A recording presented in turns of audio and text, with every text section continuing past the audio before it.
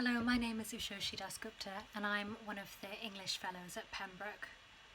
In this video, I guess I'm broadly going to ask what it means to be and to feel at home, and how our experience of space, so that invisible thing through which we move, is tied up with our psychologies and identities on the one hand, and the structures of our political and economic systems on the other. And I'm especially intrigued by what Charles Dickens has to say about these questions. We might associate Dickens with the cosy family hearth. For those of us who know A Christmas Carol, for example, Dickens seems to be a writer who believes in the sanctity and tranquility of the home. It's a place into which you can escape, and which should be protected from the outside world at all costs. If we look closely at his work, though, things become more complicated, and this version of Homeliness is shown up for what it is. It's a fantasy. Dickens is drawn to mess and to noise. He has a restless imagination. He constantly moved house. And his fiction is, I think, one of the richest repositories we have when it comes to a basic fact of Victorian life. The fact that most people rented rather than owned their homes. Dickens is fascinated by the condition of tenancy and how this shapes everything from our behaviour to the stories that we tell. Dickens, of course, saw literature as a vehicle for social commentary. He was powerfully aware of the conditions that denied many people access to a home. And he uses his novels and journalism to discuss houselessness.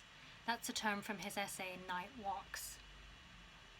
Writing about the slum districts of St Giles, the Old Mint, and Ratcliffe Highway, so those are all in London, he draws his readers' attention to a particular kind of rented accommodation, the low or common lodging house, where someone would pay for a bed by the night in a room that was shared with strangers. And though the need to make the rent pressed extremely heavily on those who relied on common lodgings, those who lived contingent, often itinerant lives, almost everyone in Victorian Britain took part in this transaction regularly, because that is essentially what tenancy is. It's an economic transaction that places certain conditions on the way we inhabit. Dickens thinks about renting in all of his novels, but I'd like to introduce one example in this video and work through what it means. I'm going to talk about David Copperfield, and if you would like to read more deeply, most of these extracts come from chapters 23 and 24. When Dickens was 19, he moved into chambers in Buckingham Street, London, with a law student called James Roney. Buckingham Street sits somewhere between the Strand and the Thames, just on the edge of London's publishing and legal districts. Over 20 years later, Dickens wrote to Roney. He spoke fondly of their time as flatmates, back when they shared both space and the rent. And here's what he says. "And it was but the day before yesterday that we gave our first dinner at the mansion of Mrs. Rogers, in Buckingham Street, Adelphi. I bought the soup myself. It was hard, and looked like a bit of a mantelpiece, and you provided some inheritance of family teaspoons for the decoration of the festival." It's so compact and yet so vivid. You can feel it bubbling under the surface, the enthusiasm of these two young men living away from their families for the first time and throwing a party to celebrate their newfound independence. They're playing house. Everything's a little bit makeshift. Roney's inheritance of family teaspoons are brought out for the occasion, and nothing completely works. The soup's hard and looks like a little bit of a mantelpiece.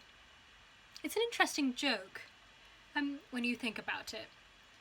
Whenever you look at pictures of a Victorian interior, you notice just how busy and crowded the mantelpieces are, because this is when people are starting to define domestic taste, and the culture of collecting knickknacks really takes off.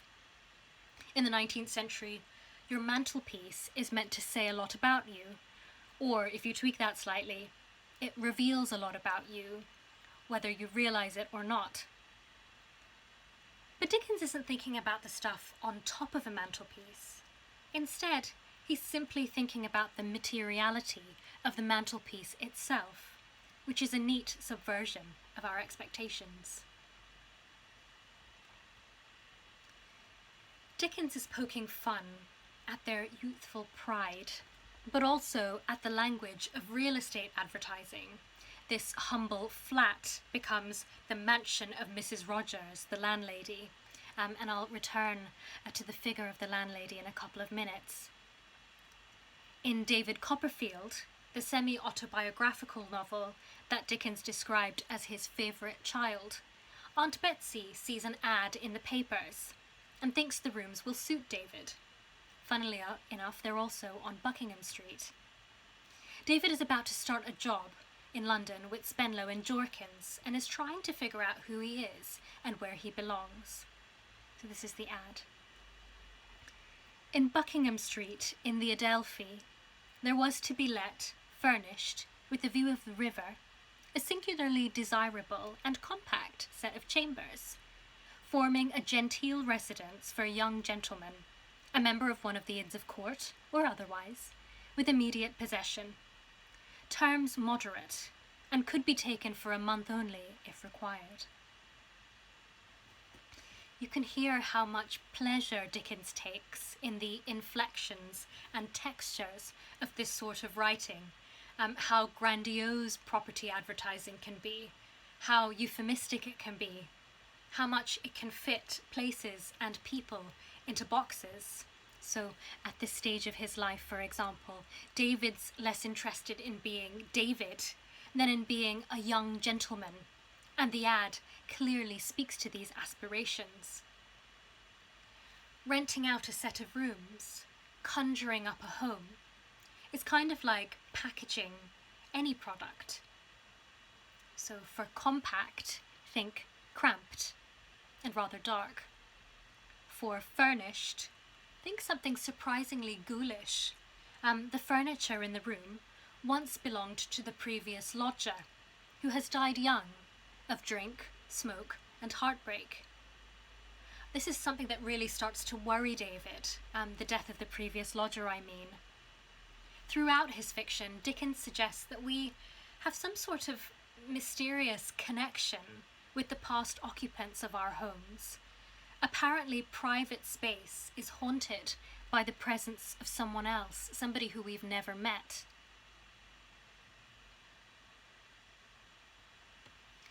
David is really impatient to experience what he calls the dignity of living in chambers. As Aunt Betsey and Mrs. Crupp, the landlady, discuss the terms in the pantry, he perches on the sitting room sofa. He says, "He's hardly daring to think it possible that I could be destined to live in such a noble residence." He's enraptured, he tells us. I find it quite moving to read these passages and to see how David's enthusiasm totally transforms the perfectly ordinary place in front of him. For David, moving into Buckingham Street means growing up. And at first, he's delighted with his new home, the freedom that he has to come and to go and to lock up in the evening, like Robinson Crusoe, he says, when he has got into his fortification and pulled his ladder up after him. We think of that phrase, "An Englishman's home is his castle." But feeling independent is different to feeling at home. Within a couple of days, some of the novelty has worn off. So here's what he says. "It was fine in the morning, particularly in the fine mornings.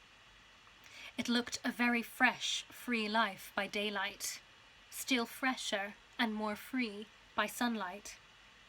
But as the day declined, the life seemed to go down too. I don't know how it was. It seldom looked well by candlelight. I wanted somebody to talk to then. I missed Agnes. So that's his old friend, who he eventually goes on to marry. I missed Agnes. I found a tremendous blank in the place of that smiling repository of my confidence. Mrs. Krupp appeared to be a long way off. I thought about my predecessor, who had died of drink and smoke, and I could have wished he had been so good as to live and not bother me with his decease. After 2 days and nights, I felt as if I had lived there for a year, and yet I was not an hour older, but was quite as much tormented by my own youthfulness as ever. So here Dickens ponders the relationship between space and self, the way we feel about our most familiar environments, our rooms and homes, can fluctuate over the course of a single day. Time seems to misbehave on Buckingham Street, to stretch and to crawl. Do our surroundings shape our mood, or do we project ourselves onto our surroundings? For David, all it takes is the quality of the light to change his perspective on Buckingham Street, sure, but also on some fundamental existential questions, whether he feels safe or abandoned, grown up or callow, free or painfully oppressed, separate from or swallowed up by or at ease in the universe. All it takes is the light to change his perspective on all of these things. He's bored and lonely. And what does he do? I was alone in the world, he says, and much given to record that circumstance in fragments of English versification. So being lonely makes him want to write. Writing poetry becomes a balm. Though reading between the lines, these fragments of English versification aren't very good. So we might usually associate literature, especially novels, with the world outside. Novels are about adventure and incident and encounters between people, after all. Dickens, though, is keen to show us that a home is also a creative space. It's no less interesting for being everyday.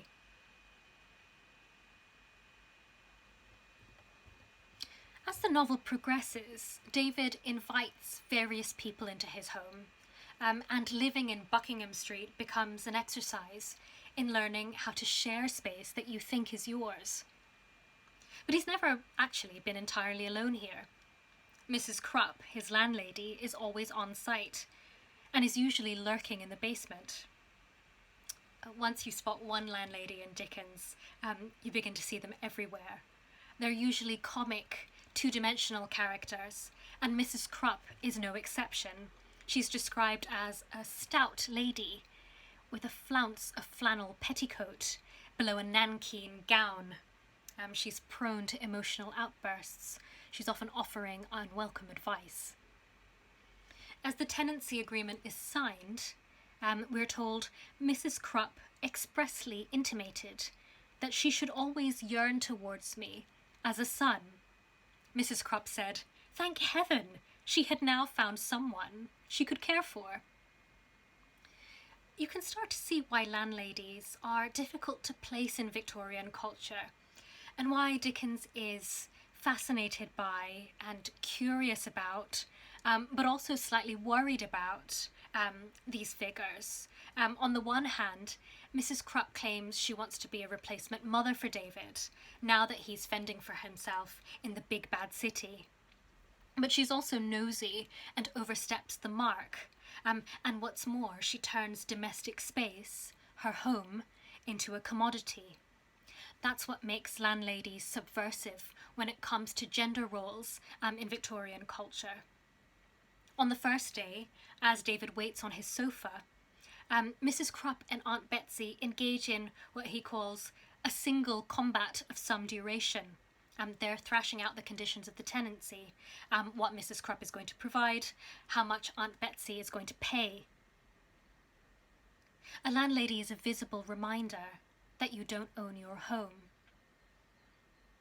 And though Mrs. Krupp speaks almost exclusively in cliches, making her the opposite of a novelist, I think Dickens is more broadly drawn to landladies because he sees something of himself in them. A landlady who lets people in and out of her house is like an author. An author is kind of like a landlady. Just to finish off, I'm recording this video during global lockdown, when those of us who are able to work from home or shelter in place are getting to know our familiar environments like never before, places where we might not usually actually spend that much time. Online meetings, meanwhile, take us into other people's homes. In a basic or literal sense, our worlds have contracted. But we're also starting to understand that our homes exist in context, not in isolation. COVID continues to reveal how various kinds of inequality and privilege, precarity and security play out in space. It's raised questions about loneliness, the arrangement of families and households, and the nature of neighbourhood. Dickens, I think, seems to get it. And that's why I'm even happier than usual to have his novels on my bedside table. Thanks for listening.